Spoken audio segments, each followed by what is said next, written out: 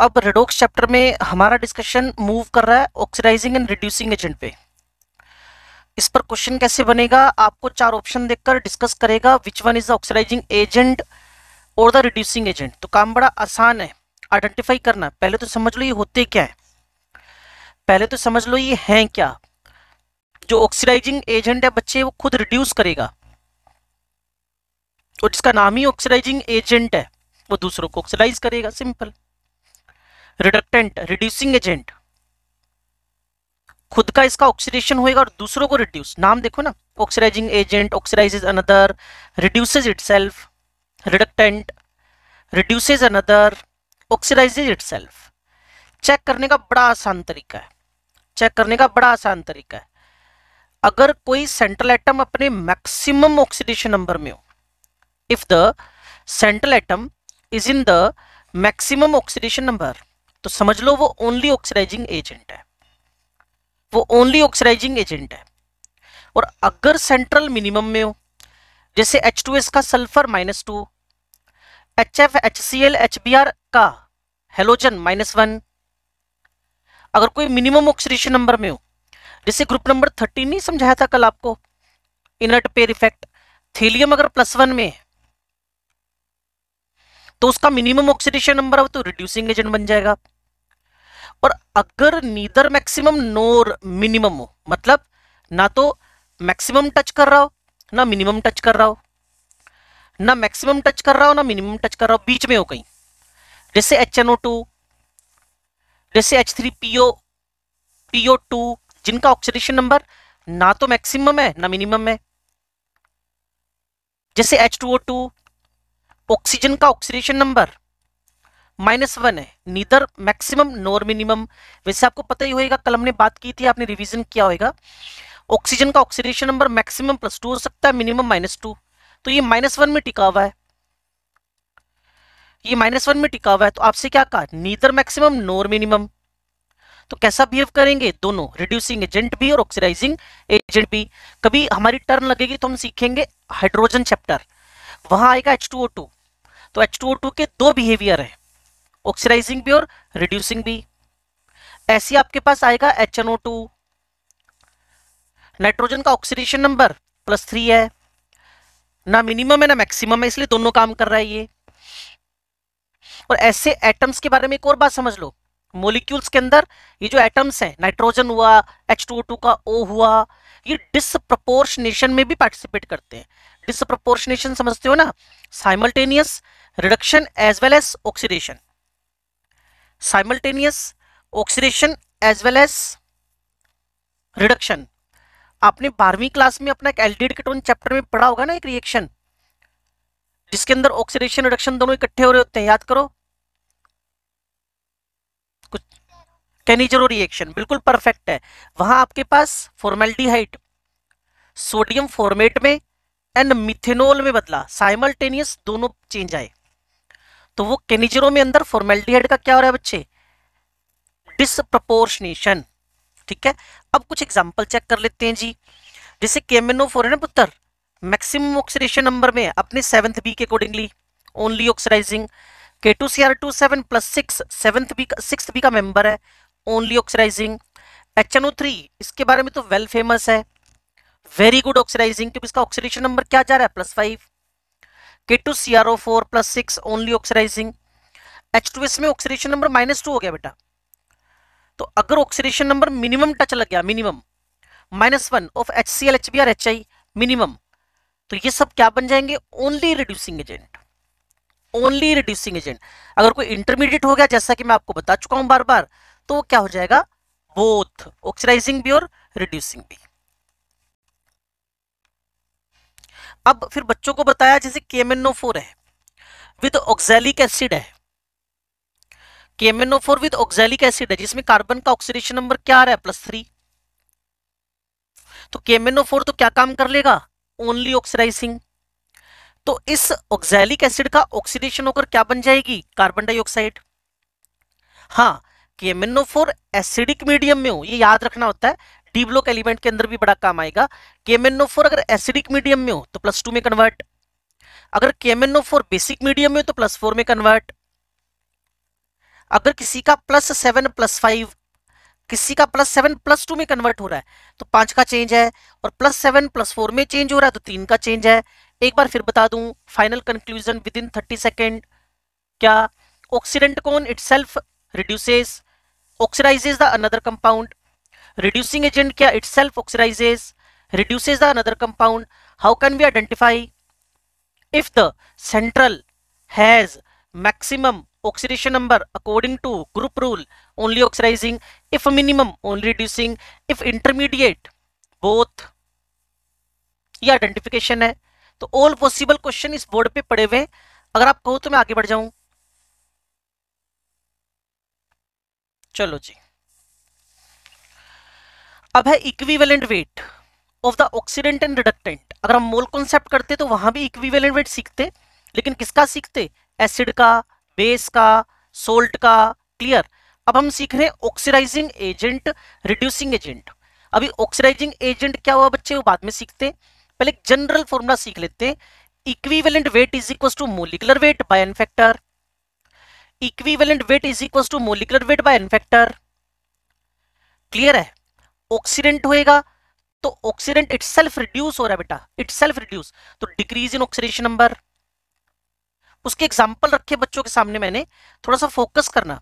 देखो KMnO4 आपके पास जब एसिडिक मीडियम में तो +2 में बदल रहा है, जब बेसिक मीडियम में तो +4 में बदल रहा है, न्यूट्रल में हो तो भी +4 में बदल रहा है। तो थोड़ा सा दिमाग लगाना है। यहाँ का +7, यहाँ का +7 किस में बदल गया बच्चे? +2 में, 5 का चेंज। ये +7 किस में बदल गया? +4 में, बेसिक मीडियम में 3 का चेंज, न्यूट्रल मीडियम में तो भी 3 का चेंज। तो आपसे अगर वो इक्विवेलेंट वेट पूछ रहा है, इक्विवेलेंट वेट पूछ रहा है, इक्विवेलेंट वेट पूछ रहा है, तो जो चेंज आ रहा है ना पुत्र, जो चेंज आ रहा है, जो चेंज आ रहा है, क्लियर, बस उसी को क्या कर दो? डिवाइड कर दो। That will be the equivalent weight, molecular weight by n factor. देखो जी, +7 +2 में बदल गया तो 3 का divide. KMnO4 strongly basic medium में आपने अपने डी ब्लॉक में पढ़ा होगा, KMnO4 K2Cr2O7 का प्रिपरेशन। वहां अगर इसको स्ट्रोंगली बेसिक मीडियम में रखते हैं ना, तो ये K2MnO4 ग्रीन कलर्ड बनाता है। तो चेंज कितने का हुआ पुत्र? +7 से +6, 1 का चेंज। जल्दी से इस पे यस और नो में जवाब दो, नहीं तो मैं वापस सिखा सकता हूं, क्योंकि बहुत अच्छा टॉपिक है।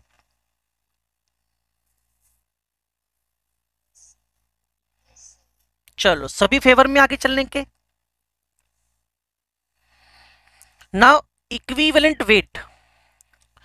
आज एब्सेंट कौन है तुम में से? मुझे लगता है सारे, एक बंदा गायब है शायद ना आज। हाँ जी, equivalent weight of the reductant, तो molecular weight by the increase in oxidation number. क्योंकि आपने क्या सीखा था? रिडक्टेंट मतलब क्या होता है? इटसेल्फ, रिडक्टेंट मतलब इटसेल्फ ऑक्सीडाइजेस, तो इंक्रीज इन ऑक्सीडेशन नंबर। जैसे फेरस है बच्चे, वो फेरिक में बदल गया तो 1 का चेंज। अब थोड़ा सा हम इस पे फोकस करें, जिसपे बच्चे थोड़े से परेशान होते हैं, लेकिन आप होना मत। सुनो, यहां आपके पास कंबाइंड फॉर्म में पड़ा हुआ है क्लोरीन, ये इधर जाकर टूट गया, अनकंबाइंड हो गया, तो उस केस में जो एन फैक्टर होएगा ना, वो टोटल चेंज निकालना होगा आपको। ऐसे एक नहीं, पूरा बोर्ड भरा हुआ है मेरे पास अगला वाला, ठीक है। इस बोर्ड पे आ रहा हूं फिलहाल मैं। कभी भी Cl2 पड़ा हुआ है, Cl2 पड़ा हुआ है, क्लियर। अगर ये क्लोराइड में बदला, अगर ये क्लोराइड में बदला, तो इसमें 2 × 0 ऑक्सीडेशन नंबर का सम 0 है, और यहाँ -1 × 2, तो आपको जब इसका मोलिकुलर वेट से इक्विवेलेंट वेट निकालना हो ना, तो 71/2 35.5। मैटर वो नहीं कर रहा कि कैलकुलेशन क्या है, मैटर ये कि डिवाइड किससे कर रहे हो, मैटर ये कि डिवाइड किससे कर रहे हो। तो बड़ी सिंपल बात बोल रहा हूं, अगर कोई भी कंबाइंड फॉर्म, अगर कोई भी 2 एटम अपने आप को कन्वर्ट करके, लाइक क्लोराइड, लाइक परक्लोरेट या क्लोरेट, ये क्लोरेट है, अगर ये अपने आप को पर क्लोरेट में भी बदल लेते तो 2 × 0, यहाँ +5 × 2, तो यहाँ molecular weight of chlorine divided by 10, 7.1 chlorine का इस रिएक्शन में क्या निकला था? Equivalent weight. अब ऐसे एक नहीं ढेरों एग्जाम्पल है मेरे पास, थोड़ा सा कूल रहकर मेरी बात को ध्यान से सुनते रहना। क्लियर? आओ जी आगे पेज पे चलते हैं। लो जी, ये देखो बच्चे S8 S8 S8 P4 P4 P4। Clear? ये डाइक्रोमेट। क्लियर ना? अब एक काम करने जा रहा हूं मैं, ये पूरा यहां से रब करने जा रहा हूं ताकि मैं आपकी टेस्टिंग कर पाऊं। ओके, मुझे इन सब केसेस में इक्विवेलेंट वेट निकालने, मोलिकुलर वेट, और 1 मिनट लगाओ, 2 मिनट लगाओ, 3 मिनट लगाओ, इकट्ठे जवाब देना सारे सारे बच्चे, सारे सोल्व करके रख लो।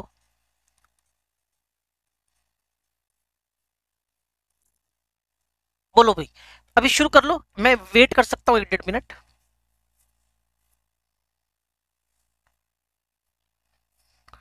एक 1.5 मिनट वेट कर सकता हूँ, आप जल्दी से इसको कर सकते हो।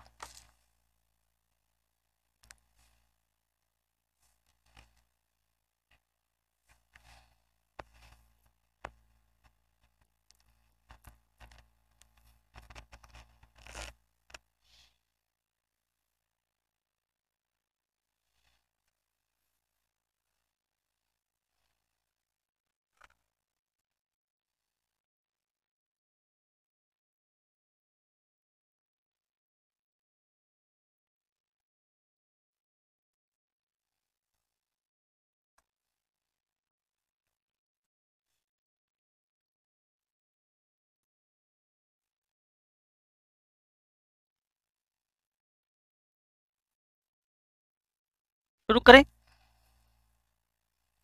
फर्स्ट में कितने का डिवाइड करना है बच्चे? 8 × 0, 8 × 6। ठीक है जी।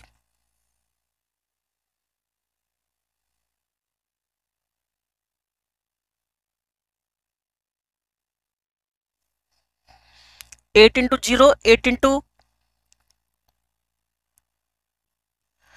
4, 32। 8 × 0, 8 × 2, 16।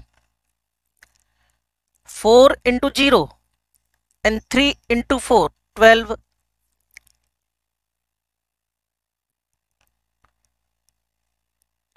4 × 0,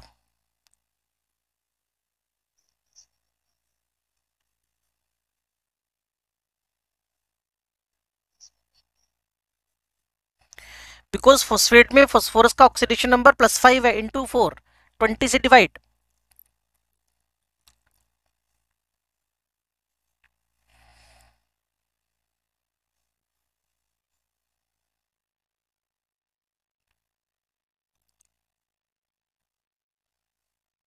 टू टू टू टू 6 से 8 हुआ है ना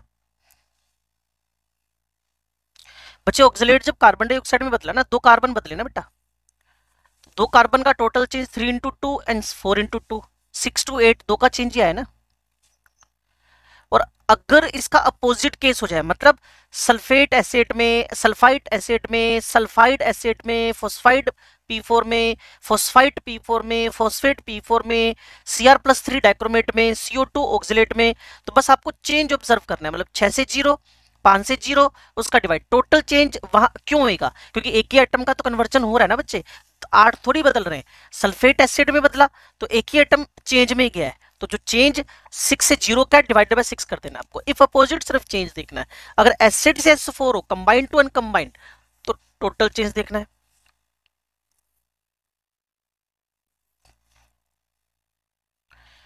बच्चे ऑक्सिलेट में जो ऑक्सीडेशन नंबर है ना, C2O4 -2 2x -8 -2 2x is equals to +6x is equals to 3।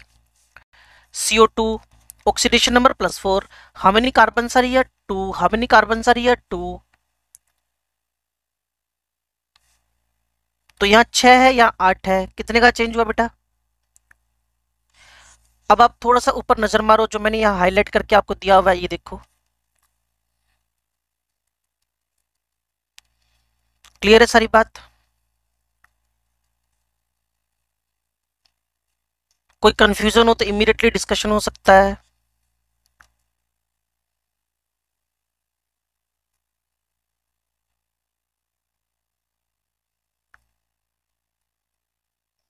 ठीक है जी।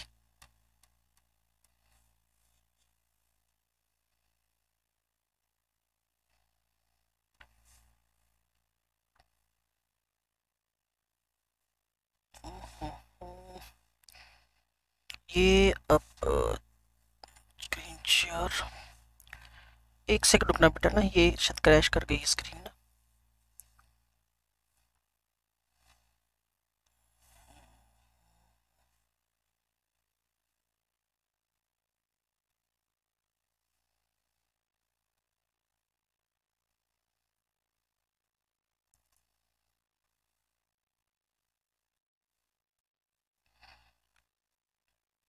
चलो जी, अब इतनी बात अगर आपको समझ में आ गई हो तो आगे है मेरे पास equivalent weight during the disproportionation. अभी बात हो रही थी ना डिसप्रपोर्शनेशन क्या है। डिसप्रपोर्शनेशन जिसमें साइमल्टेनियस, एक बच्चे ने बहुत बढ़िया एग्जांपल दिया था केनिजेरो रिएक्शन का, simultaneous oxidation as well as reduction. बच्चे यहाँ क्या चल रहा था, जीरो। फोस्फोरस का ऑक्सीडेशन नंबर क्या हो गया, -3, और फोस्फोरस का दूसरे वाले में क्या हो गया, +1। आपको पता है इसका उल्टा लिखा हो, अगर मतलब ऐसा लिख दिया हो कभी, फोस्फीन H2PO2 माइनस P4, तो इस रिएक्शन को क्या बोलते हैं, जैसे ये था डिसप्रपोर्शनेशन, इसको पता है क्या बोलते हैं, कोई जवाब नहीं आ रहा, कॉम प्रपोर्शनेशन। अब डिस मतलब डिसोसिएशन और कॉम प्रपोर्शनेशन मतलब कंबाइंड होना। सुन पाए मैंने क्या कहा, अगर कभी भी एक एलिमेंट दो एलिमेंट के अंदर प्रोडक्ट साइड में reduction as well as oxidation show कर रहा हो तो उस प्रोसेस को बोलते हैं डिसप्रपोर्शनेशन। अगर आपको equivalent weight of phosphorus in this particular reaction निकालना हो तो molecular weight of phosphorus by n factor that is 3, sorry P4 है ना, तो 4 इंटू 0 एंड 4 इंटू 3 12, और फास्फोरस से H2PO2 माइनस हाइपोफोस्फेट, तो molecular weight divided by 4 into 0 and +1 into 4, तो आपके पास 4 का चेंज। तो इसको सोल्व करके आपके पास एग्जैक्ट आंसर निकल आएगा।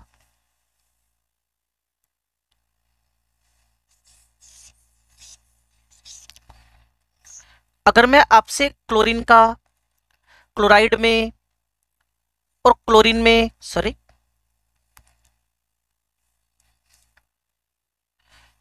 ClO माइनस में कन्वर्जन पूछ लूं और पूछूं भाई इक्विवेलेंट वेट ऑफ क्लोरीन क्या है डिसप्रपोर्शनेशन में, तो मोलिकुलर वेट 71, मोलिकुलर वेट 71, बताओ अभी डिवाइड कितने कितने से करूं,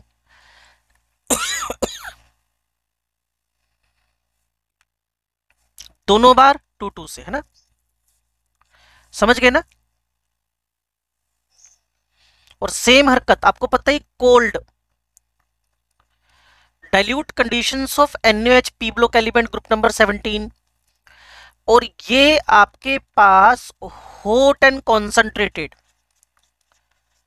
कंडीशन NaOH। और इस केस में अगर आप मेरे को गाइड कर पाओ, इस केस में molecular weight by equivalent weight of, मुझे क्या निकालना है, क्लोरीन मोलिक्यूल।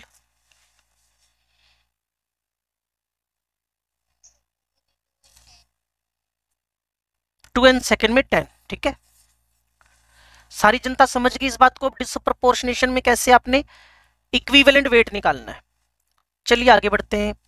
ये अब एक आसान सा काम शुरू हो गया 9वीं 10वीं लेवल का, क्लियर। अगर इसको ना भी करवाएं तब भी काम बन जाएगा, लेकिन चलो जब लिखा हुआ है तो समझा देते हैं। टाइप ऑफ रिएक्शंस के अंदर, अगर टाइप ऑफ रिएक्शंस के अंदर अगर मेरे पास दो अलग अलग मोलिक्यूल इन्वॉल्व हो तो उनको बोलते हैं इंटर। और अगर मेरे पास एक ही मोलिक्यूल के अंदर से दो स्पीसीज, आपका फिर पी ब्लॉक का नाम आ रहा है 2KClO3 चेंज टू 2KCl3O2। वहां ऑक्सीजन का प्रिपरेशन है एनसीईआरटी के अंदर, तो क्लोरीन +5 से -1, ऑक्सीजन -2 से 0, ये इंट्रा हो गया बच्चे, इंट्रा समझ गए ना, एक ही मोलिक्यूल की दो अलग अलग स्पीसीज रिडक्शन ऑक्सीडेशन कर रही हो। और इंटर के तो आप वैसे ही हैबिचुअल हो, जिससे दो मोलिक्यूल और दोनों के अलग अलग एटम अलग अलग रिडक्शन और ऑक्सीडेशन में जा रहे हो। अब देखो कॉम्बिनेशन में कंबाइन होना, डिसोसिएशन में टूटना, डबल की डिकम्पोजिशन में दो सोल्ट इन्वॉल्व होकर दो सोल्ट बनना, और डिस्प्लेसमेंट में metal displacement, non metal displacement, या थोड़ा फास्ट हूं मैं, metal displacement, non metal displacement. अगर मेटल ज्यादा रिएक्टिव हो तो लेस रिएक्टिव वाली को डिस्प्लेस कर देगी, नॉन मेटल ज्यादा रिएक्टिव हो तो लेस वाले को डिस्प्लेस कर देगी। मोर एक्टिव मेटल और more active element displaces less active का रूल है इसमें। और फिर जो बच्चों से बात हुई, अब आज की क्लास में चौथी पांचवी बार बोल रहा हूं, ऑटोरेडॉक्स डिसप्रपोर्शनेशन। ऑटोरेडॉक्स डिसप्रपोर्शनेशन, अगर सेम एलिमेंट और compound at the same time reduction oxidation कर रहा हो, जैसे अभी बच्चों से बात की थी मैंने पीछे, chlorine in cold and dilute condition, chlorine in hot and concentrate condition, ये डिसप्रपोर्शनेशन का। और एक किनीजीरो आपने मेरे को बताया अभी थोड़ी देर पहले, वो भी किसका एग्जांपल है, ऑटोरेडॉक्स या डिसप्रपोर्शनेशन का। उसमें इक्विवेलेंट वेट कैसे निकालना है वो मैंने अभी आपको गाइड किया। ऑक्सीडाइजिंग एजेंट कौन, रिड्यूसिंग एजेंट कौन, और कौन दोनों बिहेव करे, ये भी हमने बात की अभी थोड़ी देर पहले।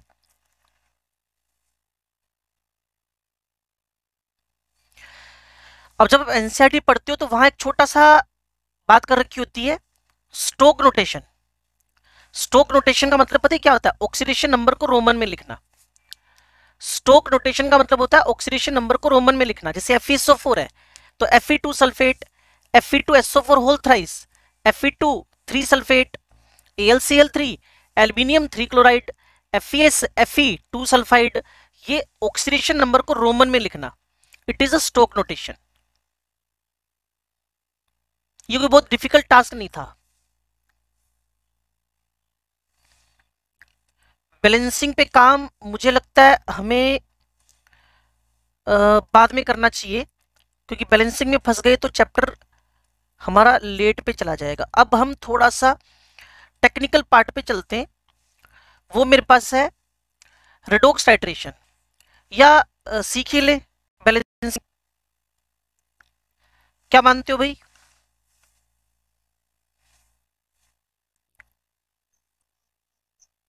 लो जी, balancing of the chemical equations, ध्यान से सुनना बच्चे।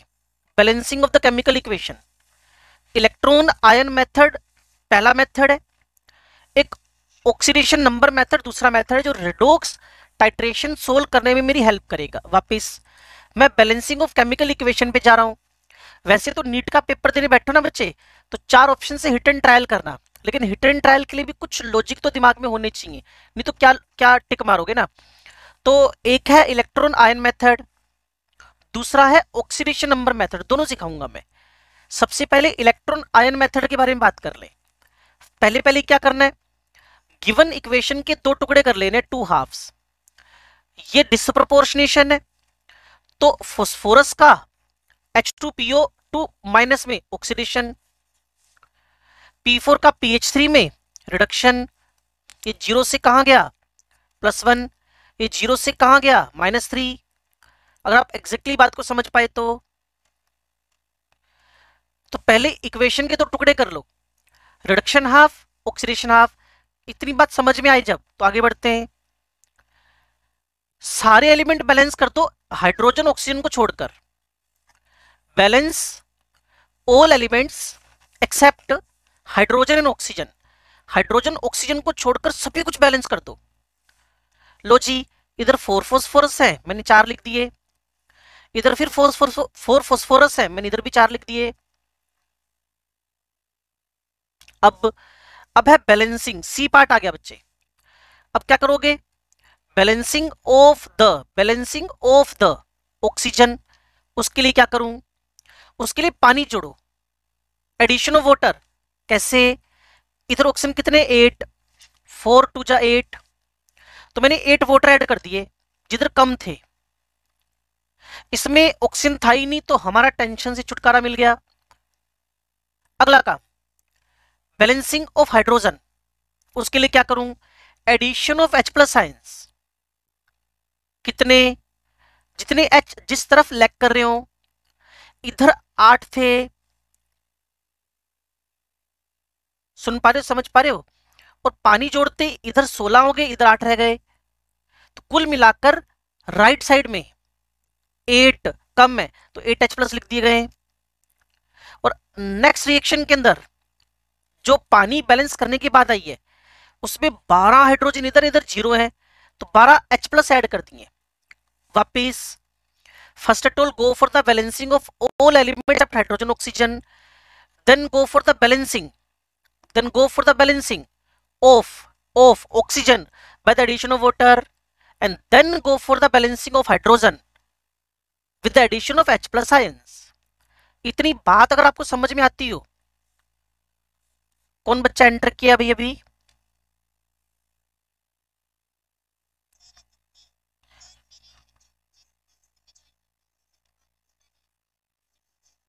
ओके लेट हो गया ना बच्चे, काफी काफी मटेरियल निकल गया हमारा। ओके तो इमीडिएटली ना बच्चे, इसीलिए ना इमीडिएटली आपने फिर कांटेक्ट किया मैनेजमेंट से। आप हाँ इमीडिएटली ना कांटेक्ट कर लिया करो, जैसे मेरे से कांटेक्ट कर लो, या पता होता है पहली क्लास किसकी है तो हमारे पास ना फिर जो पासवर्ड होता है ना और कोड होता है वो बता दिया करेंगे आपको, फिर आप ना इमीडिएटली ज्वाइन, फिर टाइम नहीं खराब होया करेगा। बारी वाले ऐसे ही करते हैं, इक्का दुक्का बच्चा कोई नहीं ज्वाइन कर पाता ना, तो मान लो मैनेजमेंट का फोन नंबर नहीं मिल रहा, वो लोग बिजी हो, क्लियर, तो फिर हमें फोन कर लो या मैसेज भेज दो, हम इमीडिएटली आपको ज्वाइन करवा देंगे ना, ताकि टाइम इसमें आपका खराब नहीं हो सिस्टम, क्योंकि बहुत अच्छी अच्छी बातें चली गई हैं। इक्विवेलेंट वेट चला गया बच्चे, है ना, काफी नुकसान हो जाएगा फिर। और बच्चे सारे अच्छे हो तो मैं नहीं चाहता किसी का नुकसान हो, इसलिए मैं सारा कुछ पढ़ा रहा हूं ताकि आप बच्चों को ये जो फाउंडेशन चैप्टर है ना ये अच्छी तरीके से आ जाए। जहां कहीं भी आप टीचर से पढ़े हो वहां कुछ हल्का सा लैग कर गया हो, कोई कंफ्यूजन हो, हम आपस में डिस्कस कर लें, ठीक है ना। अब सुनो भाई, अब रिएक्शन अगर बेसिक मीडियम में हो कहीं, अगर रिएक्शन कहीं बेसिक मीडियम में हो तो हमें काम करना है, हमें OH ऐड करने, हमें OH ऐड करने, कितने OH ऐड करने हैं जी? अब लाइन सुनो, in both sides of every half which should be equal to the H+ ions. एक बार फिर, मुझे अगर रिएक्शन बेसिक मीडियम में, मुझे कैसे पता चलेगा? जनरली या तो लिखा मिलेगा या फिर चेक कर लेना OH लिखा है क्या रिएक्टेंट प्रोडक्ट साइड में, उसको देखकर पता चल जाता है कि रिएक्शन बेसिक मीडियम में या एसिडिक मीडियम में है। तो जैसे ही पता चला रिएक्शन बेसिक मीडियम में, जैसे ही पता चला रिएक्शन बेसिक मीडियम में तो आपको OH ऐड करने, कितने? Which should be equal to H+ ions. कहां ऐड करने? In both sides of every half. Check कर ले, सुनो, ये 8 वाटर, हाँ, P4, हाँ, H4H2PO2- हाँ जी, 8H+, यहां तक तो ओरिजिनल था ही। 8OH इधर, 8OH इधर।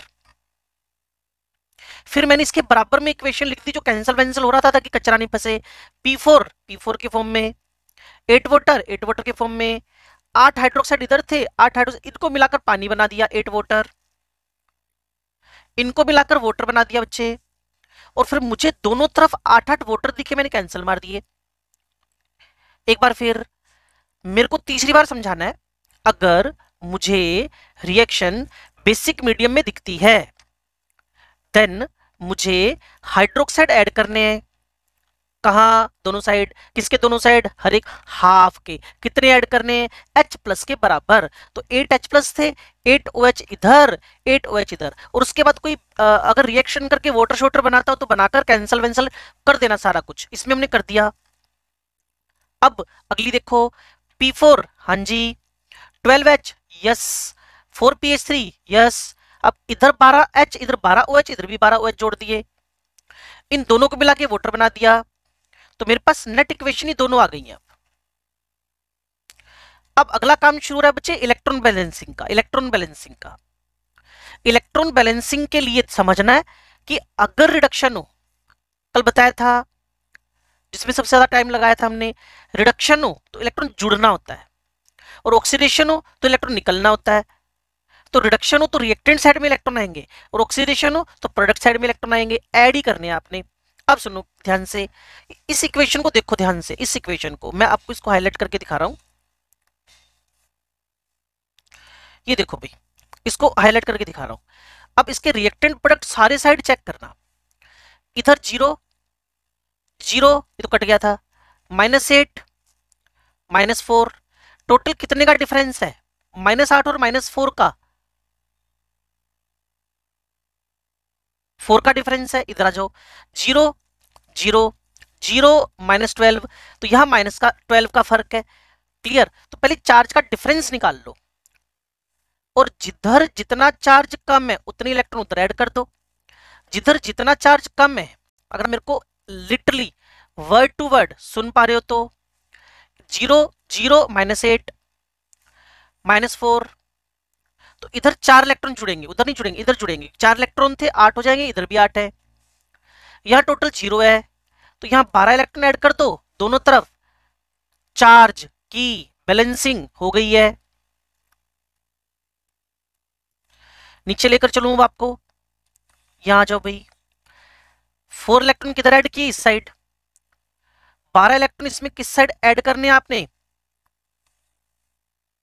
इस side. Last and final, now the ending. अब फाइनल इक्वेशन में इलेक्ट्रॉन काटने होते हैं, कहते जी 4 तो 12 से कट नहीं सकता, then you should multiply with 3, तो 4 12 बन जाएगा, और फाइनल इक्वेशन मेरे पास जो बनेगी 3p4। क्लियर? सब कुछ बैलेंस बैलेंस करके मैथमेटिकली, तो final equation 4p4 12OH 4pH3 12H2O2 H2PO2 minus. और आपको पता है ये हमारी केमिस्ट्री की एक बड़ी इंपॉर्टेंट रिएक्शन है, तो मैंने बच्चों को ट्रिक सिखा दी इसके लिए कि P4 अगर बेसिक मीडियम में हो, PH3 H2PO2 माइनस बनेगा, और इसका सिंपल कोड याद कर लो 13313। इसका सिंपल कोड याद कर लो 13313, क्योंकि ये इनफाइनाइट टाइम्स आपको मिलेगी। पी ब्लॉक एलिमेंट के ग्रुप नंबर मुझे 15th में फॉस्फोरस की बेसिक मीडियम में रिएक्शन, रेडॉक्स में डिसप्रोपोर्शनेशन का example, P block element group number 15 में फॉस्फीन का प्रिपरेशन, तो बड़ी ही इंपॉर्टेंट रिएक्शन है, तो इसका कोड बना के याद कर लो 13313, फॉस्फोरस इन बेसिक मीडियम। कुछ आइडिया सा सेट हुआ दिमाग के अंदर कि इलेक्ट्रॉन आयन मेथड से कैसे बैलेंसिंग करते हैं? हाँ जी बेटा, इलेक्ट्रॉन आयन मेथड सिखाया बच्चे, ऑक्सीडेशन नंबर मेथड नहीं सिखाया। अदिति क्या मतलब, मैं तुम्हारी वर्डिंग अगर बोलूं तो आपने एक वर्डिंग बोली कि आपने हाफ रिएक्शन मेथड सिखाया है, मैं इस वर्ड का मतलब बाई गॉड समझ नहीं पाया। इसको बोलते हैं इलेक्ट्रॉन आयन मेथड। अच्छा अच्छा अच्छा, ठीक है ठीक है। इसको बच्चे बोलते हैं इलेक्ट्रॉन, जब आपने ज्वाइन किया ना बेटा, तब हम सीख रहे थे इलेक्ट्रॉन बैलेंसिंग, तो इलेक्ट्रॉन बैलेंसिंग का पहला तरीका था, बीच में आए थे आप। क्लियर? इलेक्ट्रॉन आयन मेथड बोलते हैं इसको, ठीक है, इलेक्ट्रॉन आयन मेथड बोलते हैं। और मैंने बच्चों को सिखाया क्योंकि बच्चों ने कहा सर सिखा दो। वैसे मेरे को लगता है बेस्ट रहता है हिट एंड ट्रायल। क्लियर? क्योंकि मुझे अगर 11वीं क्लास में बैठना है तो मेथड से जाना, लेकिन मुझे अगर नीट के पेपर में बैठना है, मुझे जेई के एग्जाम में बैठना है, तो मैं चाहता हूं थोड़ा सा दिमाग लगाकर हिट एंड ट्रायल। और उसका भी एक बहुत बढ़िया मेथड मेरे पास आगे पड़ा हुआ है, उसको बोलते हैं ऑक्सीडेशन नंबर मेथड। उसको उसको आधे मिनट में कर लेना आपने, ऑक्सीडेशन नंबर मेथड। मेरे साथ आ जाओ। ये एक बच्चों को कहने से एग्जाम्पल करवा दिया था। ये रहा इलेक्ट्रॉन ऑक्सीडेशन नंबर मेथड, इसको मैं अलग से लिख देता हूं, आओ मेरे साथ बच्चे देखो। ऑक्सीडेशन नंबर मेथड, थोड़ा सा टिक कर ध्यान से सुन लेना। KMnO4 लिख दिया, एसिडिक मीडियम में ये +2 में बदल गया, यहां ऑक्सिलेट लिख दिया। क्लियर? और ये CO2 में बदल गया। ठीक है जी, ये CO2 में बदल गया।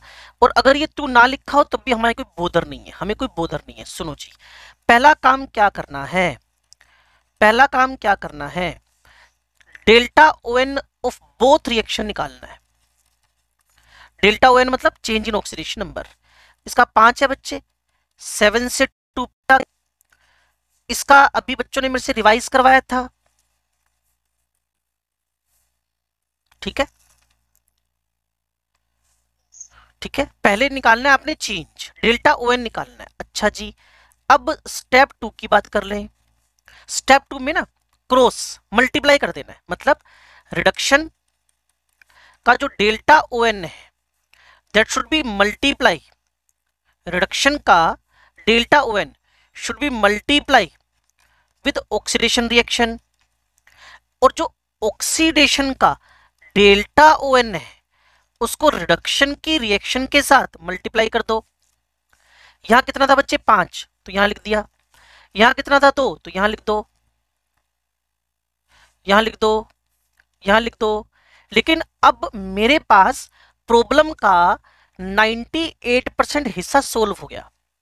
मेरे को ऑप्शंस के अंदर ना ऐसे डिजिट्स लिखे मिलते हैं, वो एक्स वाई जेड पूछ रहा होता है, 2 5 2 3 2 6 जो भी है 5 2, तो वहां से एक बड़ी हिंट लग जाती है हमें कि मुझे 2 5 का रेशियो लेकर क्वेश्चन सोल्व करना है। कुछ आइडिया लगा ऑक्सीडेशन नंबर मेथड? और एक बात बताऊं मैं आपको, ऑक्सीडेशन नंबर मेथड का फंडामेंटल क्या है, सुनना ध्यान से। कितने का चेंज हुआ बच्चे? 5 का। इसको कितने से मल्टीप्लाई किया? 2 से। और इधर कितने का चेंज हुआ? 2 का। इसको किससे मल्टीप्लाई किया? 5 से। दोनों में कितने का चेंज चेंज हो गया? 10 का। तो इसने क्या करने की कोशिश की है पहले स्टेप में, एक बार मैं फिर लिखूंगा इसको, लेकिन एग्जाम्पल बदलकर ये Cr2O7-2 क्रोमियम में बदल गया।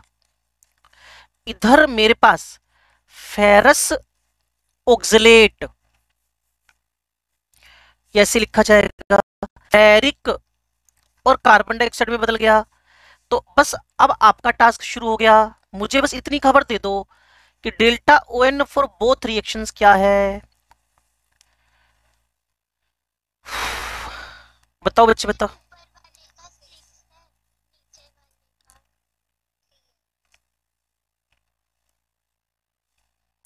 ये +2, ये 1 हो गया बच्चे। ये भी तो ऑक्सीडाइज हुआ है, इसका हमने सीखा ही था भी 2 होता है। तो दोनों ऑक्सीडेशन में कलेक्टिवली क्या हो गया? 3।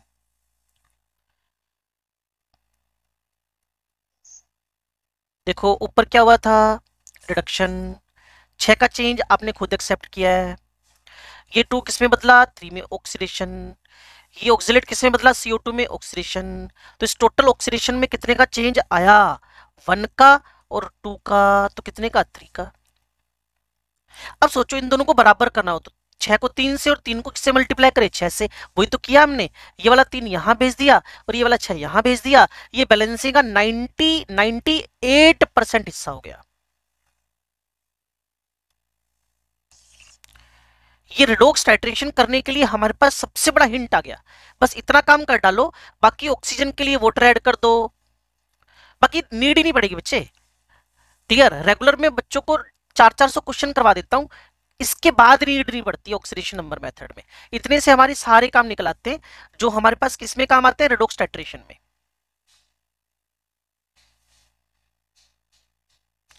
अब इसमें सीखो भाई, यहां थोड़ा सा मोल कॉन्सेप्ट का हिस्सा भी आ गया। रिडोक्स टाइट्रेशन में क्या लिखा मिलता है? एक सिंपल सी equation, N1 M1 V1 N2 M2 V2। इसको हम लोगों ने मोल कॉन्सेप्ट चैप्टर में क्या कह रखा है? Concept of the gram equivalence. Concept of the gram equivalence. अब ये क्या चीज बोल दी आपने? Concept of the gram equivalence ये है, मुझे अगर इक्वेशन बैलेंस मिले चाहे इम्बैलेंस मिले, अगर इक्वेशन बैलेंस मिले या इम्बैलेंस मिले, मुझे कोई बोदर नहीं है। कहते क्या बोदर नहीं है? मुझे ये बोलना पड़ेगा 1 equivalent of the methane react with 1 equivalent, wording सुनना, 1 equivalent of methane react with 1 equivalent of oxygen gives 1 equivalent of CO2 gives 1 equivalent of water. It is known as the concept of gram equivalence. मतलब equation balance हो imbalance हो कोई फर्क नहीं पड़ता है, हमारे पास रिएक्टेंट एंड प्रोडक्ट के इक्विवेलेंस ऑलवेज बराबर होंगे, लेकिन मोल अलग अलग होंगे। मोल कैसे? 1 मोल 2 मोल से रिएक्ट करके 1 मोल और 2 मोल बना रहा है, मोल अलग अलग होंगे, but equivalence are always same. ये है कॉन्सेप्ट ऑफ, इसी फंडामेंटल को चूज करके मैंने इक्वेशन लिखी N1V1 बराबर N2V2। और शायद आपको, अभी हमने एक ही चैप्टर पढ़ा जिसमें थोड़ा न्यूमेरिकल पार्ट था, वो था normality, sorry n factor multiply with molarity, किसमें चेंज हो जाता है? नॉर्मेलिटी में। N4 n factor, M4 molarity, N4 normality, n factor का मोलैरिटी से मल्टीप्लाई नॉर्मेलिटी है। तो N1 M1 V1 N2 M2 V2 मैंने यहां साफ लिख दिया है, it is a useful formula, क्योंकि हर बार आपको वो नॉर्मेलिटी नहीं देगा, आपको मोलैरिटी देगा जानबूझकर, उसमें आपको एन फैक्टर पता लगाना पड़ेगा। और फिर आप किसी भी एक पर्टिकुलर, जो आप लेबोरेटरी में तो इस साल 12वीं वाले गए नहीं बेचारे, मुझे लगता है नहीं, इन दिनों में जा रहे हो क्या? तो वहां ना रेडोक्स टाइट्रेशंस होती हैं बच्चे, और अभी 12वीं में रेडोक्स टाइट्रेशन ही है, और 11वीं में हुआ करती थी एसिड बेस्ड टाइट्रेशंस। क्लियर?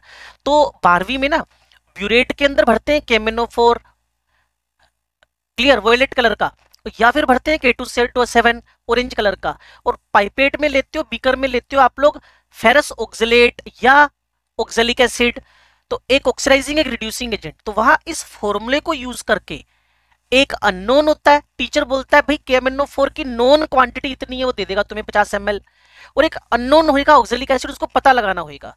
तो कुछ नहीं करना, तुम्हें फॉर्मूला यूज करना है N1 M1 V1 N2 M2 V2। Clear? एक वॉल्यूम तुम लेके चलोगे 10 ml, उसकी मोलैरिटी टीचर पकड़ा देगा तुम्हें। एसिडिक मीडियम तो एन फैक्टर तुम्हें पता होगा, KMnO4 acidic medium N factor तुम्हें पता होगा, मोलैरिटी वहां तुम्हें पता लगानी है, और वॉल्यूम कितना यूज हुआ है ये तुम टाइट्रेशन कर रहे हो। वैसे रेडोक्स टाइट्रेशन, टाइट्रेशन वर्ड का लिटरल मीन तो पता होगा ना, with the help of volume calculation of the unknown concentration, titration word का लिटरल मीन है ये, टाइट्रेशन वर्ड का लिटरल मीन है with the help of calculation of the molarity of unknown solution with the help of volumes. कहां खो गए भाई? ठीक है जी, तो इसको बेस बनाकर कुछ क्वेश्चंस बच्चों को मैंने सिखाए थे, वो चेक कर लो। रेडोक्स टाइट्रेशन में 20 ml 0.4 N, मैंने N को अंडरलाइन किया, मैंने कहा जी N दे दिया, लॉटरी लग गई है। तो क्लियर है? 16 मिलीलीटर ऑफ KMnO4 से रिएक्ट कर रहा है MnSO4। तो इसकी नॉर्मेलिटी पता लगानी है, बच्चे कहते हैं जी नॉर्मेलिटी पता लगानी है, तो फॉर्मूला कौन सा लगाएंगे? N1 V1 N2 V2। मैं मोलैरिटी का फॉर्मूला लगाऊंगा ही नहीं, क्योंकि N1 M1 में मुझे सीधा ही नॉर्मेलिटी दे दी। तो 0.4 गिवन है, 20 ml गिवन है, अननोन नॉर्मेलिटी ये वाली निकालनी है, कितने मिलीलीटर? 16, सीधे सीधे नॉर्मेलिटी निकल आएगी। ये वॉल्यूम को यूज करके अननोन कॉन्सेंट्रेशन को पता करना होता है, अननोन कॉन्सेंट्रेशन को पता करना होता है। ऐसी और भी क्वेश्चन तुम्हारे? हाँ जी बोलो बेटा, क्या चीज? कोई कंफ्यूजन हो डिस्कस कर लो। ओके ओके ओके, हाँ जी बेटा। उसके बाद एग्जांपल नंबर 2 है। क्लियर? मुझे मिलीलीटर पता करने हैं, KMnO4 की कॉन्सेंट्रेशन 0.125 कैपिटल एम है, कैपिटल एम। अब कैपिटल एम देखकर तुम थोड़ा सा दिमाग पे जोर मारना कि तुम्हें मोलैरिटी को नॉर्मेलिटी में कन्वर्ट करना ही पड़ेगा। देन मैंने पीछे क्या लिखा था कि यूजफुल फॉर्मूला कौन सा वाला है? N1 M1 V1 N2 M2 V2। बच्चे अगर नॉर्मेलिटी आती है ना तो समझो तुम्हारी लॉटरी लग गई है, और अगर नॉर्मेलिटी की जगह मोलैरिटी लिखी आती है तो फिर एन फैक्टर का काम तुम्हें संभालना पड़ेगा। तो KMnO4 एसिडिक मीडियम में था, तो उसका एन फैक्टर कितना हो गया? 5। कॉन्सेंट्रेशन गिवन थी, वॉल्यूम पता लगाना था, किसके साथ था? फेरस। फेरस किस में बदला? फेरिक, तो एन फैक्टर 1। कॉन्सेंट्रेशन गिवन थी, वॉल्यूम गिवन था, तो वॉल्यूम किसका? KMnO4 का निकल आएगा N1 M1 V1 N2 M2 V2 से। ठीक है जी।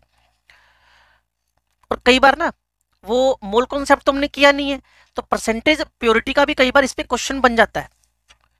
तो उसके लिए जो रिएक्टेड अमाउंट है, जो तुम्हारे मार्क्स आए हैं और जितने एक्सपेक्टेड थे इनटू 100, यहाँ reacted amount initial into 100, percentage purity पता चलती है। क्वेश्चन था इस जगह पे, ये वाला क्वेश्चन था एक, एग्जांपल नंबर 3। एग्जांपल नंबर 3 पता क्या था जो मैंने बच्चों को करवाया था? मैंने कहा जी मेरे पास ना 0.2 ग्राम्स ऑफ H2O2 है। कहते ठीक है जी। मैंने कहा ये ना 20 ml 0.1 m समझ गए? अब एन फैक्टर की नीड होगी।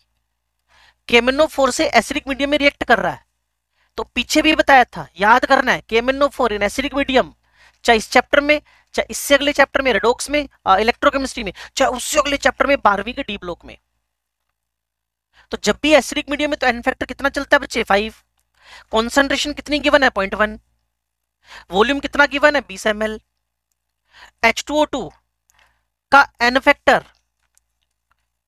मैक्सिमम जगहों पे या तो इसको एसिड कंसीडर करते हुए या इसके कन्वर्जन के बेसिस पे इसका एन फैक्टर 2 है। सिर्फ डिसप्रपोर्शनेशन को छोड़ देना तो H2O2 का एन फैक्टर, अगर डिसप्रपोर्शनेशन को छोड़ दूं तो H2O2 का एन फैक्टर एसिडिक बेसिक ये वो सब पे, चाहे इसको खुद को एसिड मानो तब भी क्या निकलता है 2। अब मैं क्या निकालने जा रहा हूं जी, इसका मोलैरिटी। तो मोलैरिटी मेरे पास 0.005 मोल पर लीटर ऑफ H2O2 आ गया। इसका मतलब कितना यूज हुआ, मैंने इसको मोलिकुलर वेट से मल्टीप्लाई कर दिया, मेरे पास मास आ गया, और मास जितना भी निकल कर आया रिएक्टेड हुआ डिवाइडेड बाय इनिशियल हुआ इनटू 100। तो वहां मेरे पास जो क्वांटिटी थी 0.005 इंटू 34, इनिशियल 0.2, 85% प्योर निकला वो कंपाउंड। तो क्वेश्चन को कितना ही एक्सप्लोर करके हाँ जी बोल बेटा। हाँ जी,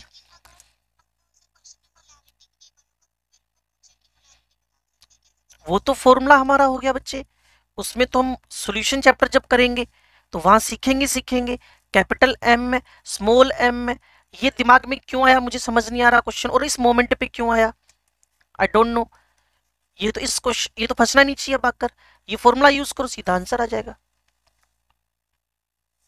ये तुम्हारे पास आ गया, कितना आ गया 0.005। ये तुम्हें निकालना है, यही पूछना चाहती हो ना, क्लियर।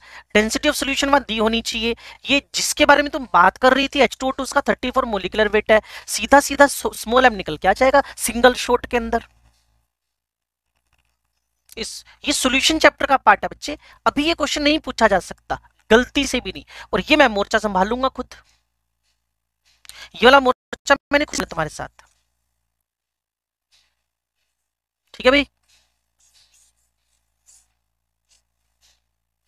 नेक्स्ट लो भाई, अगला काम शुरू होता है, यहां से तुम्हारी 12वीं भी शुरू हो जाएगी साथ साथ में ना, 12th क्लास भी शुरू हो जाएगी इलेक्ट्रोकेमिस्ट्री।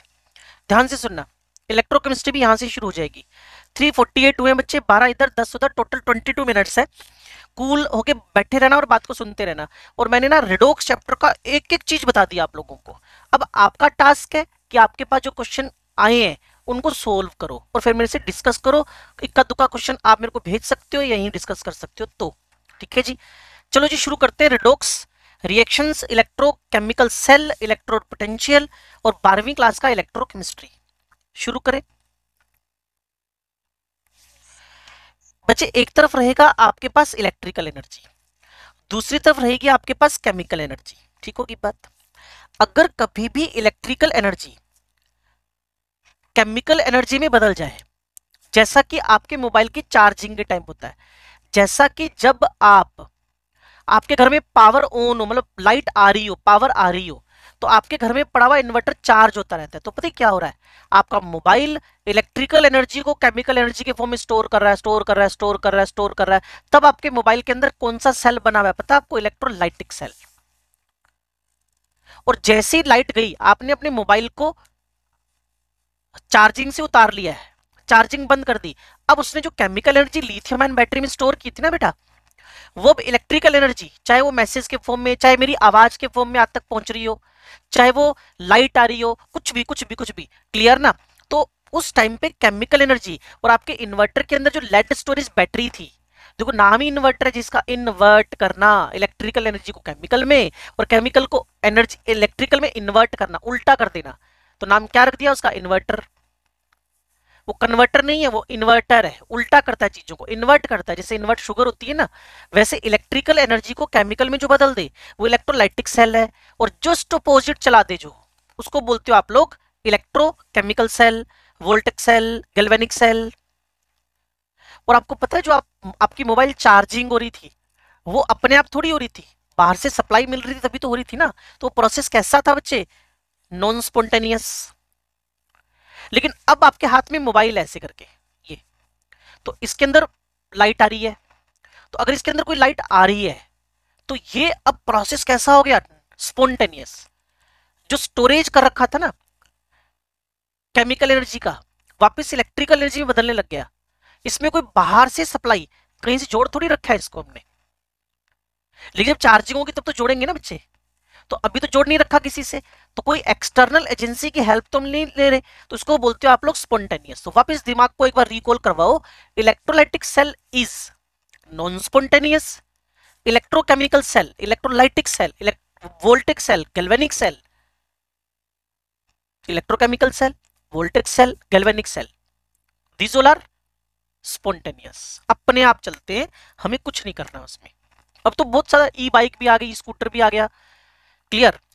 आजकल तो बल्ब भी आ गए चार्जिंग वाले, समझ पाए इस बात को बच्चे? चलो अच्छी बात है। लो जी, अब जो ये रेडॉक्स रिएक्शन चलेंगी ना बच्चे, ये दो टाइप की होंगी, एक तो होगी डायरेक्ट, एक होगी इनडायरेक्ट।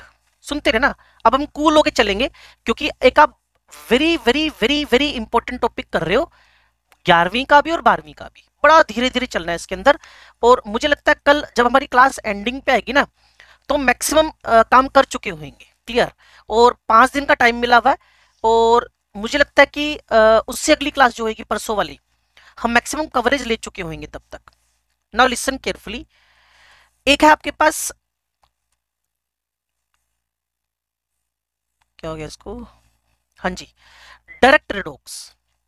डायरेक्ट रेडॉक्स में पता है क्या करना है आपने, जैसे सिल्वर नाइट्रेट का एक सॉल्यूशन है, उसमें कॉपर, सिल्वर नाइट्रेट के सॉल्यूशन में आपने कॉपर, अब इसमें डायरेक्ट, डायरेक्ट वर्डिंग सुनना, डायरेक्ट, एक ही कंटेनर में redox reaction takes place in one solution और इन वन कंटेनर। तो हुआ क्या, AgNO3 से Ag प्लस से कॉपर ज्यादा एक्टिव था, more active metal can displaces less active, silver को उसने बाहर कर दिया। और जो ये रोड थी ना बच्चे कॉपर की, इसमें से कुछ रिएक्ट कर गई, तो देखो यहां से कट गई, मतलब कहां चली गई, कॉपर नाइट्रेट बना, क्यूपरिक नाइट्रेट बना गई। एक बार फिर मैं आपसे रेडॉक्स रिएक्शंस के बारे में डिस्कस कर रहा हूं, कहते ठीक है जी, एक होगी डायरेक्ट, एक होगी इनडायरेक्ट, कहते ओके। डायरेक्ट मतलब क्या, redox reaction takes place in one solution, उसी AgNO3 में कॉपर रख दो, या फिर कॉपर सल्फेट में जिंक रख दो, आप समझदार हो, आपको पता है zinc is more active as compare to copper, तो जिंक कॉपर को हटा देगा एक ही सॉल्यूशन में।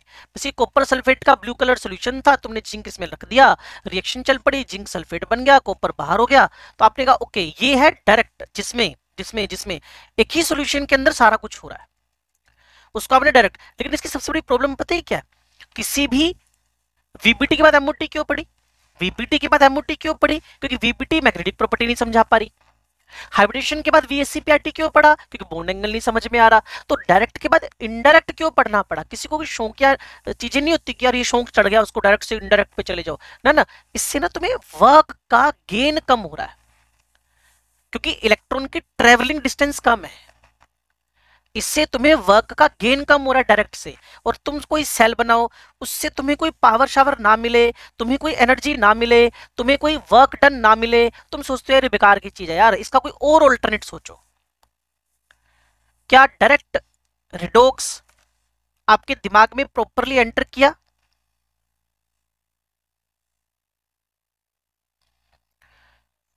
अब तो पक्का शक हो गया मुझे तुम सो रखे हो।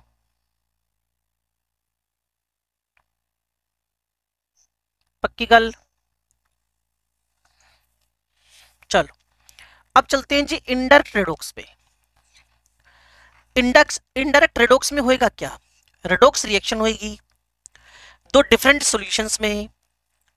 बेस्ट एग्जांपल इसका डेनियल सेल, जो तुम्हारी 12वीं की एनसीईआरटी के स्टार्ट के 2 पेज में बना हुआ है,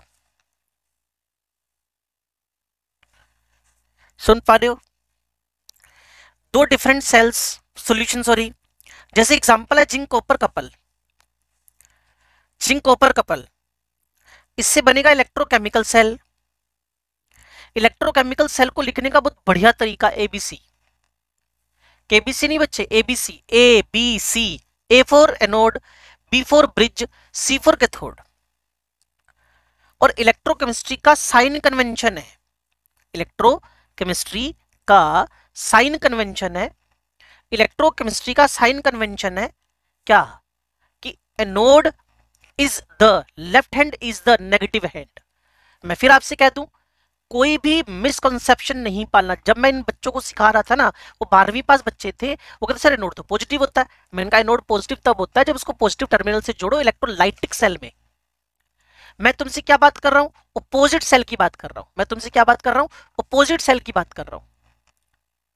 मैं तुमसे क्या बात कर रहा हूं, अपोजिट सेल की बात कर रहा हूं। तो यहां हमारा A anode left hand side negative terminal है, और C cathode right hand side positive terminal है। Convention of electrochemistry for the electrochemical cell, negative hand left hand, negative hand left hand. Clear होगी बात इतनी। और इनके बीच में ब्रिज की नीड क्या हुई उस बारे में धीरे धीरे करके बात करेंगे। क्लियर, कोई जल्दीबाजी हमें है नहीं, मेरे साथ टिके रहो और बात को एक एक करके सीख लो। लो जी, मैंने हाईलाइट किया सेल, ठीक है जी। Zinc in zinc sulphate, zinc in zinc sulphate, ये की रोड है बच्चे, ये जिंक +2 के अंदर है। ये कॉपर की रोड है, कॉपर +2 के अंदर है। Zinc in zinc sulphate, copper in copper sulphate. इतनी बात तो समझ में आ गई। Now these two are connected with the help of wire. इन दोनों को मैंने वोल्ट मीटर की हेल्प से कनेक्ट कर दिया, वोल्ट मीटर की हेल्प से कनेक्ट कर दिया। जिंक और कॉपर में जो एक्टिव था, जिंक और कॉपर में जो अच्छा मेटल था, जिंक और कॉपर में जो रिएक्टिव था, जिंक और कॉपर में जो अच्छा रिड्यूसिंग एजेंट था। मैंने 4 बातें बोली, कोई तो दिमाग में उतरी होगी। जिंक और कॉपर में जो रिएक्टिव था, जिंक और कॉपर में जो अच्छा रिड्यूसिंग एजेंट था, जिंक और कॉपर में जो अच्छा reducing agent itself active good metal था, हाईली इलेक्ट्रोपॉजिटिव था। कुछ तो समझ में आया होगा कि जो इलेक्ट्रॉन डोनर अच्छा है तो वो जिंक है। आपको कैसे पता चला, ये पता लगाने के लिए मुझे टेबल देखनी पड़ती है जिसका नाम है इलेक्ट्रोकेमिकल सीरीज, और 10वीं क्लास में ये थी एक्टिविटी सीरीज।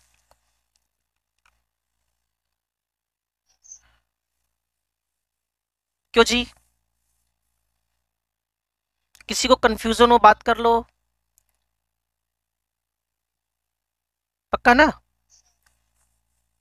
चलो, अब हुआ क्या बच्चे, जब मेरे पास ज्यादा एक्टिव मेटल कम एक्टिव मेटल से जुड़ा तो एक्टिव मेटल ने इलेक्ट्रॉन डोनेट करने स्टार्ट किए, कर दिए, और दूसरे ने उन्हीं इलेक्ट्रॉन को एक्सेप्ट करना स्टार्ट किया। तो कोई पाथ भी तो बनना चाहिए ना, है ना। वोल्ट मीटर जुड़ा हुआ है वायर की हेल्प से, उसको बोलते हैं primary circuit.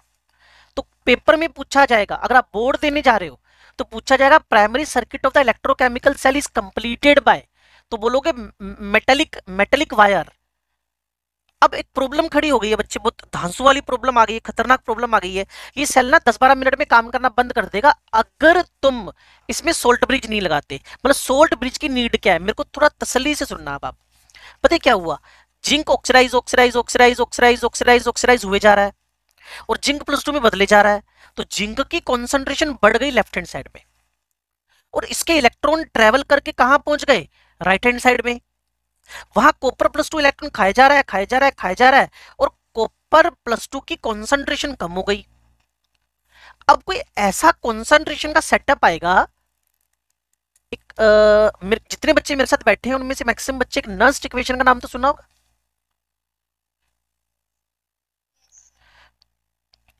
E cell nought 0.0591 under 298 temperature, 298 kelvin temperature by n log product by reactant, है ना, यही है। NER NST, भूल तो नहीं गए, सारे 12वीं वाले हैं, ऐसे ना करो।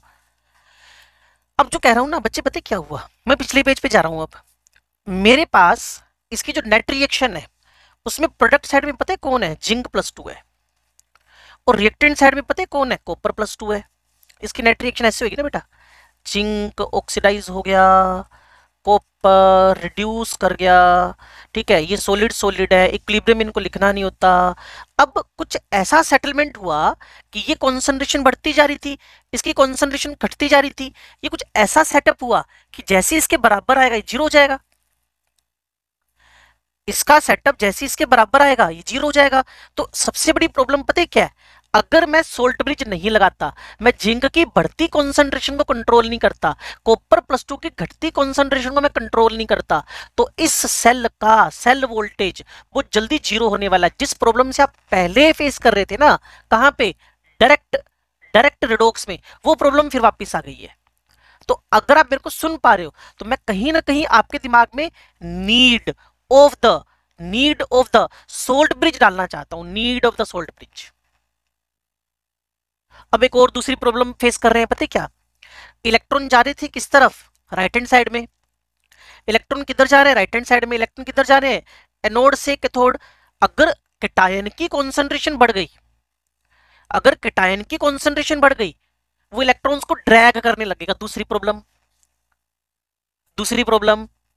तो अब आप समझो, जब तक मैं जिंक की इंक्रीजिंग कॉन्सेंट्रेशन को और राइट हैंड साइड में कॉपर +2 की डिक्रीजिंग कॉन्सेंट्रेशन को मेंटेन नहीं करता, न्यूट्रलिटी मेंटेन नहीं करता, मेरा ये सेल बेकार हो जाने वाला है, मेरा ये सेल बेकार हो जाएगा। इन डायरेक्ट रिडॉक्स में और इनडायरेक्ट रिडॉक्स में कोई फर्क नहीं रहना, सब बेकार होने वाला है। तो अब आपको शायद समझ में आया हो कि मुझे सोल्ट ब्रिज लगाना है इसके अंदर। ये देखो ना, सोल्ट ब्रिज क्या, it is a U shaped tube filled with the inert electrolyte. और इनर्ट इलेक्ट्रोलाइट पे भी काम करना है, एक आसान सा काम, तो पता क्या होता है, doesn't react with the electrolytic solution in the both compartment. KCl NaCl KNO3 जो हमारे कंपार्टमेंट है ना, उनसे रिएक्ट ना करे, एक तो वो होता है। एक दूसरा मतलब होता है, हो सकता है आप बच्चों को पता हो, किसी को पता है इनर्ट इलेक्ट्रोलाइट का दूसरा मतलब क्या होता है?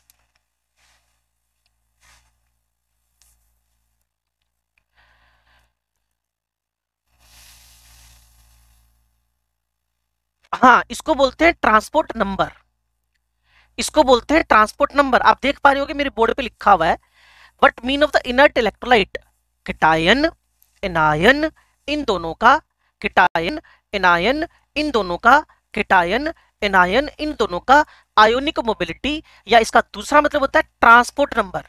वो लिटरली सेम होना चाहिए, जिस स्पीड से कैटायन जाए उसी स्पीड से एनायन को भी मूव करना है, जिससे दोनों साइड में electrical sorry ionic ionic neutrality maintain रहे। दोनों तरफ आपने देखा, एक तरफ कैटायन बढ़ गया, दूसरी तरफ कैटायन कम हो गया, तो उसको मेंटेन करने के लिए जिधर कैटायन ज्यादा हो रहे उधर एनायन भेज दो, जिधर कैटायन कम हो रहे उधर कैटायन भेज दो।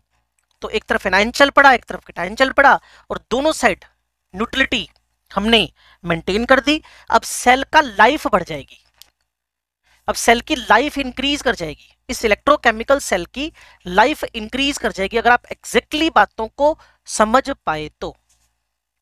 देखो ना, ये मैंने हाईलाइट करके दिखाऊं कि मैं क्या कहना चाहता हूं, ये कहना चाहता हूं, ये देखो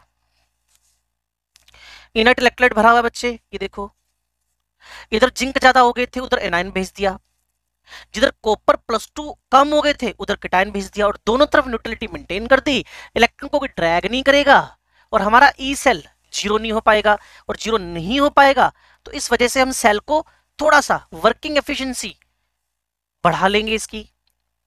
तो आपको समझ में आया सोल्ट ब्रिज का एग्जैक्ट काम क्या है, वर्किंग एफिशिएंसी, वर्किंग टाइम और एनर्जी इंक्रीजिंग टेंडेंसी को बढ़ाना।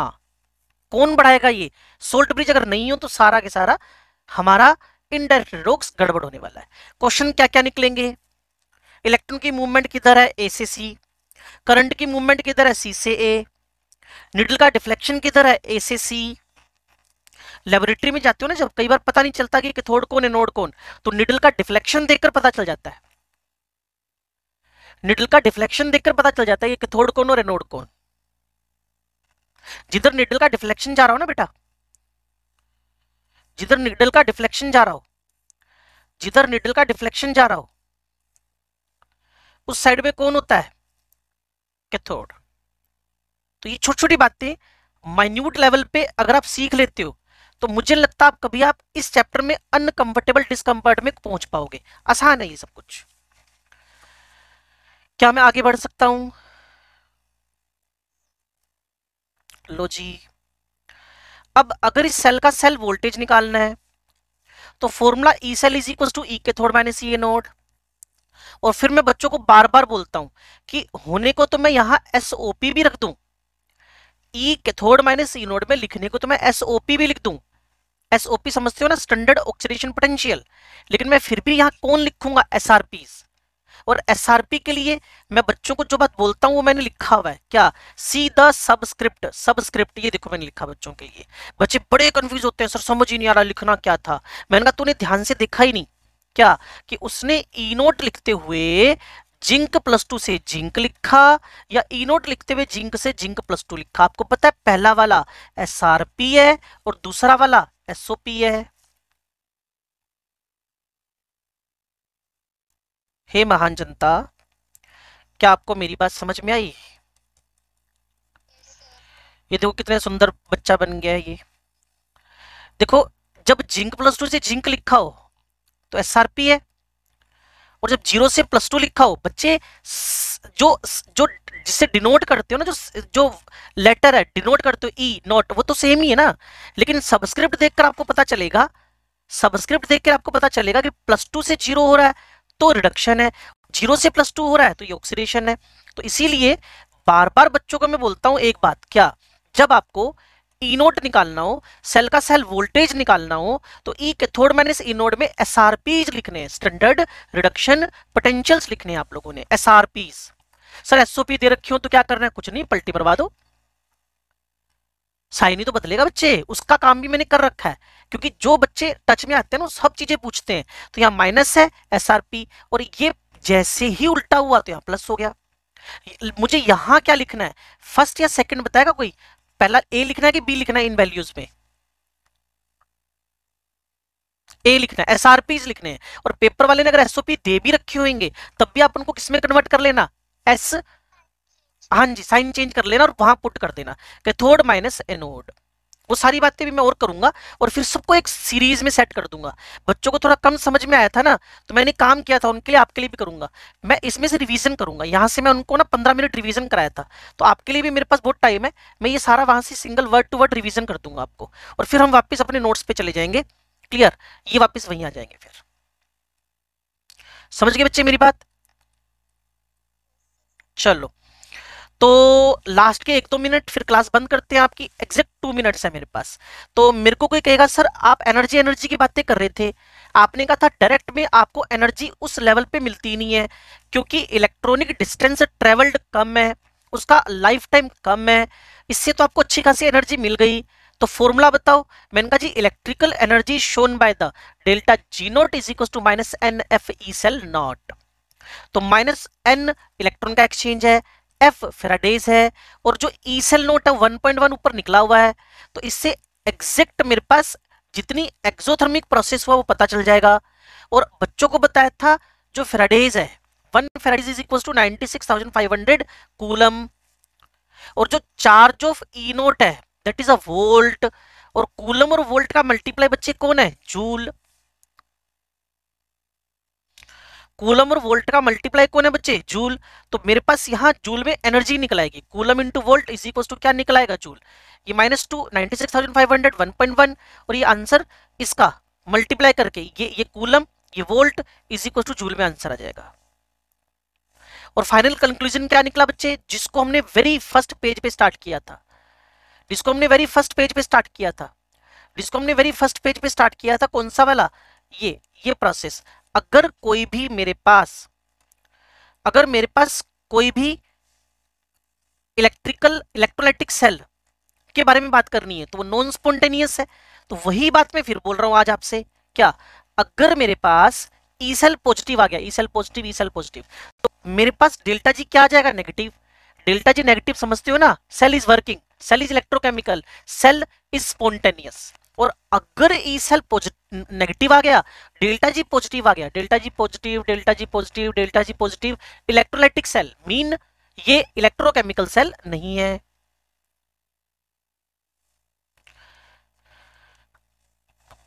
अब आप इसमें से कोई ऑब्जेक्शन क्रिएट करना है तो लास्ट के 10-15 सेकंड आप कर सकते हो। कई सारे फॉर्मूले आ गए, इलेक्ट्रोकेमिकल सेल की डेफिनेशन आ गई, ये स्पॉन्टेनियस इस बारे में पता चल गया।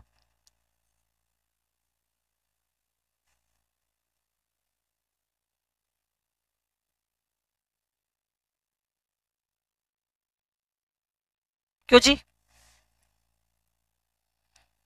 इसके बाद का काम ये कि सोल्ट ब्रिज को हटा दे तो क्या होएगा, इलेक्ट्रोलाइट में क्या क्या नहीं लेना है, ये हम कल बातें करते हैं और फिर एक रिवीजन खींचेंगे 15 मिनट का। ठीक है,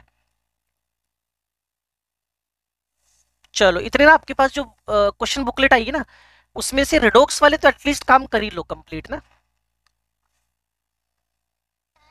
हाँ जी बेटा, क्या कह रहा है बेटा?